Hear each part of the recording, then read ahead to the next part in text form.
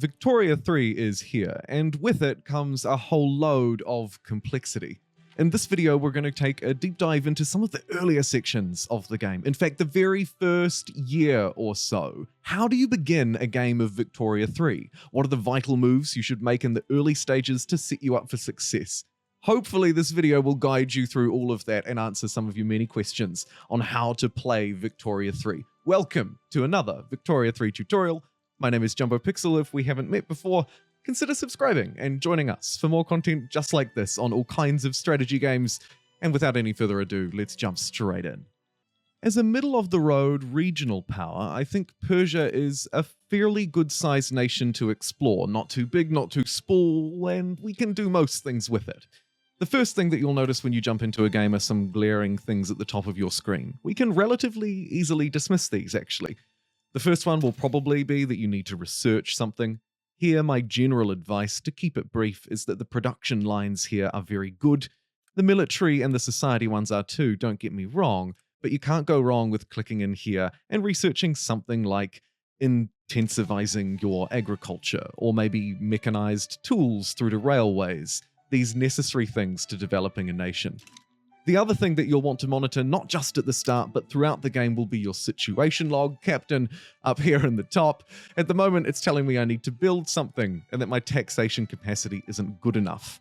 Other things that could be highlighted here are inefficiencies in the market, trade routes that aren't working properly, for example, or maybe there's a good in short supply, that kind of thing.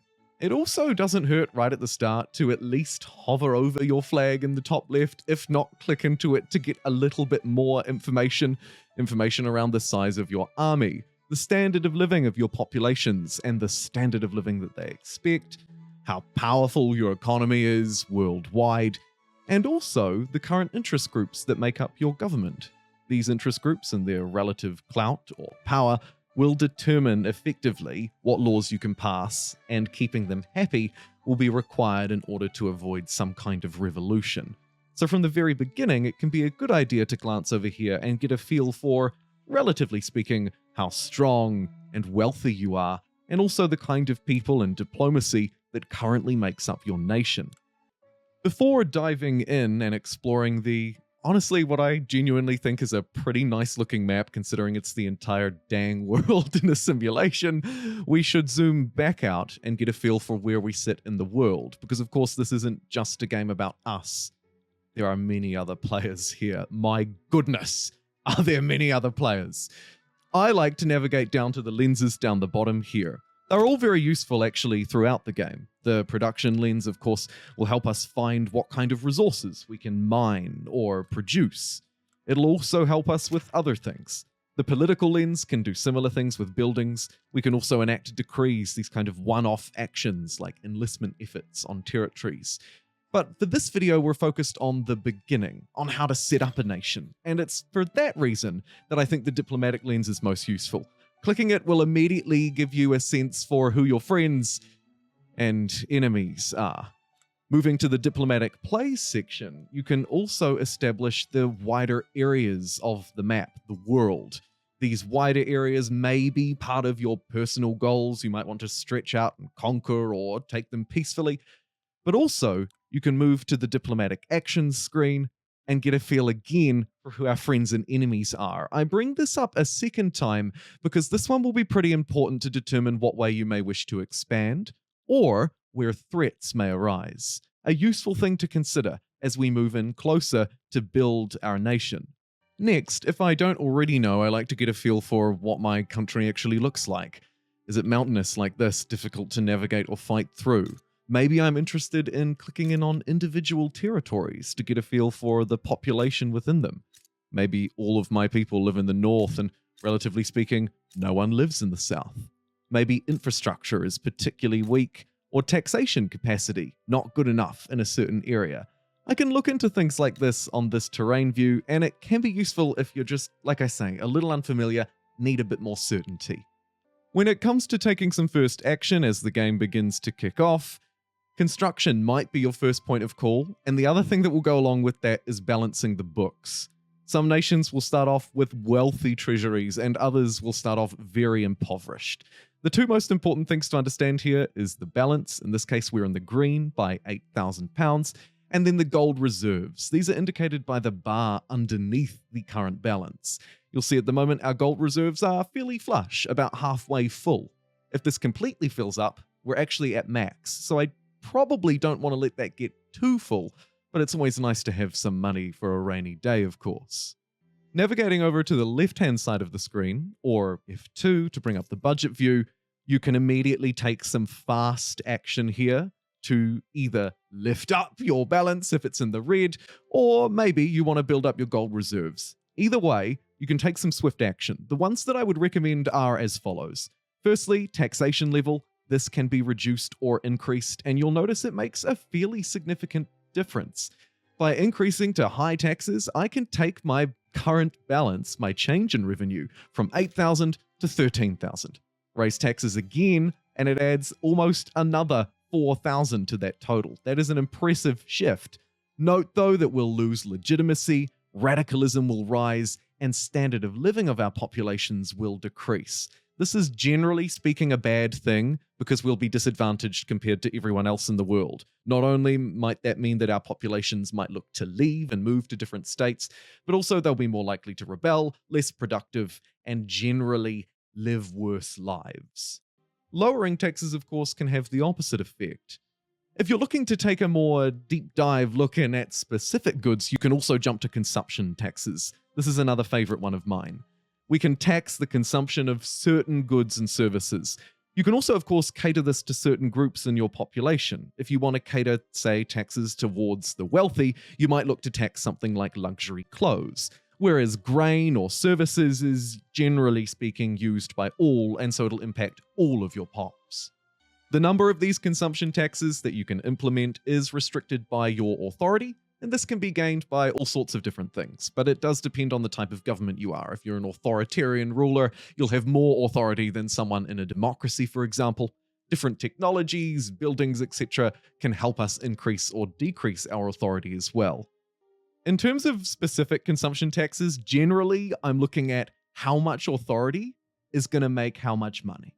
So what is a good ratio here for me to enact, and what's a bad one as well? Because some of these are terrible. For example, glass down here, I'll make £133 for 100 authority. Whereas taxing opium, I'll make 2,270 for 100 authority. So make sure that you take a look at those figures and really carefully balance out what the most efficient consumption taxes may be, and also consider who they're going to affect within your population. That will make a big difference on their quality of life and how they feel, and also on your balance book.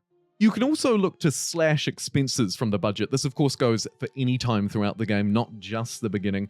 Slashing expenses is very useful. The first thing you might want to do is pause all construction. If you are constructing things, construction will be very expensive for you. We'll take a look at that in just a minute. But the other quick thing you can do is lower or raise government and military wages. This will impact the relevant interest group, so the intelligentsia are associated with the government wages, so it'll kind of piss them off if you lower their pay, and it'll make them happier if you increase it. And then with military wages, of course, that's the armed forces interest group, so you'll lose some of their approval, but in exchange, you will save a little bit of money, or a lot of money, depending on the size of your state and the size of these industries. As I say though, it's often this buildings and construction that's going to cost you the most in Victoria 3 budget, unless you have your armies mobilized, of course, then they can be a significant expense on the balance book. So then, speaking of buildings, what do you build and how should you build it, right? A really common question. The construction sector is vital to constructing things, and if you're developing a certain territory, I would highly recommend that you build at least one or two, depending again on the population and who you're playing, construction sectors within it. We can place these down by just selecting them on the build tab here. And again, you should try and focus them on territories where you're going to be doing a lot of building. Let's focus, in this case, on this northern territory here of Persia. You can see each construction sector is going to take me roughly 10 weeks to build. And once these are built, they'll also cost me ongoing money. Because don't forget, in Victoria 3, every building has effectively inputs and outputs. If we take a look at, on the urban sector, something like these textile mills, you can see that they're consuming fabric and silk, they're increasing employment in different areas, and they're producing other goods. We can convert raw materials into other goods, of course, strengthening our supply chains. You can see here the construction sectors are fairly quick to produce, and each one that's added is adding a modifier, now up to +6, on construction within this state. It is producing, of course, employment for laborers and clerks, etc., and consuming some fabric and wood. Next, I like to navigate to the markets, which of course we could do down the bottom through our lenses, trade lens, or over here on the left-hand side of the screen. Our market will be unique to our nation, providing we are one of our own. If we're a smaller puppeted nation or something like that, we might be within, say, the Great Big British market or something. But in this case, we are the Persian market. On this market tab, you can filter by and observe a few different things. Generally, you want to be looking at the buy orders and the sell orders. So how much grain are we buying? How much are we selling? What's the balance? You'll get a feel for what we're producing too much of or what we really need more of. The other way to do this, of course, could be to filter by price. What are we paying a lot for inside of the Persian market? We're probably paying too much by global standards. Currently, our services, one of the only things that we can't directly purchase via trade, but that we can produce, and you can see here how to produce it, but also other things. Basic things like clothes and fish are overpriced, but also more luxury goods like porcelain are too. If you want to filter by specifics, you can up the top here, but generally when I'm looking for things to build or wondering how to help my economy, it might be a good idea to take a look at what my people are paying too much for, what is in high demand, and how can we meet this demand by producing buildings. An obvious one might be clothes, okay? A fairly popular good, go figure, kind of necessary. You can see it's produced in textile mills, unfortunately subsistence farms and orchards and pastures. We want to get away from those subsistence buildings because they are awful. They will be our other motivator for what to build. We want to move away from subsistence buildings and towards a stronger industry. In the case of clothing, I want to get away from all of them and towards textile mills. And that helps me figure out exactly what I want to build. Textile mills will fill a need for us. So let's navigate to any of one of these. You can see different metrics. What might the profit impact be? How many peasants are available in the territory? We need to get them out of their subsistence jobs and into actual ones, and determine where you want to build it. In this case, I'm going to get to up here, for the sake of this tutorial, in this northern territory. You can see these proper buildings will take a bit longer, but hopefully they'll provide both the jobs and the goods that crucially our people need. The other decisions for what to build in Victoria 3 are slightly more complicated. One to do with warfare, but the other to do with how you're managing the state. Bureaucracy, authority, influence, and money. These can all be in deficits. Really quickly, the easiest way at the start, outside of technologies and laws, to increase your bureaucracy is through building it, government administrations. So you might want to navigate to your urban screen and build some extra government administration buildings, or change how they're producing what they're doing, maybe upgrade their filing cabinets to increase their efficiency, and that will fix your shortfall. Do try, if you can, to fix these shortfalls by either removing something or building on them, and then you should be set to go with your buildings and your economy relatively sorted. Before you get too far ahead of yourself and unpausing your game, make sure you navigate to the politics screen as well. You'll probably want to start by quickly going to the Laws tab and interacting a change in a law. The ones that you can change are shown by this number above the little arrows here. And if you can't change anything within it, say the distribution of power, here you can see we just cannot change away from autocracy, then no option will be available to you. If you're wondering why those options are available or not, that is to do with which parties are in government. Navigating to the government tab, you can see all of the different interest groups in society, and the ones on the left are the ones within government. Those on the right are, of course, not in government. It therefore might be important to you to take a look early on at who you want to be in power. and start to make some small changes. At the beginning of the game, as that's what the focus of this video is, it may be going into a group and bolstering them, which will cost you some of your authority, that resource that we were using earlier on all of my consumption taxes. As you can see there, a lot of taxes. You can also use that to bolster groups, plus 40% impact on attracting people to this group will attract more populations and increase their approval. Or you can suppress groups as well, providing that they're not within your government and that your laws allow it. As to which ones to pick, it's kind of up to you and the way that you want to take your game. If you want to change the distribution of power and the overall structure, that's on you. But there are a few relatively cheap and easy wins. For example, if you move from no police to having a police force, you'll unlock the institution that it is, and get some additional benefits here that you can see as well, like reducing radicalism. Army model on the left may be important for you to change depending on who's in power and what you plan to do early on. Also, the economic system could be a relatively easy one to change, especially if you need to get out of a very low tier, low producing system and try and move towards one that's a little more advanced perhaps. Finally, colonial affairs may be important to you. You cannot resettle or exploit colonializable, that's a word, territories of Victoria 3, unless you have one of these laws passed. Colonizable territory, which is essentially anything that hasn't been formally turned into a nation state as of the year that you're currently playing, can be identified in Victoria 3 by these non-colored states. You'll notice they have colored borders, but they are white within. A lot of them, of course, are located here in Africa, but there are others as well, right? And the Northern America still has quite a few in the early game. There's a few here above Japan, as well as in Oceania. You can see some too. These sort of non-centralized states can be colonized if you have that law unlocked.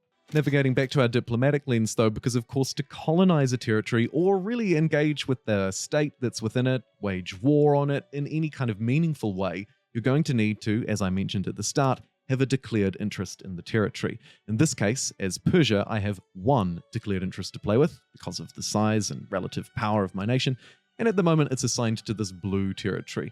We can unselect that and assign another declared interest territory any old where we like in the world, although it would make most sense, of course, to assign one that we have access to. And with not much of a navy behind us, it's probably going to be those that we border.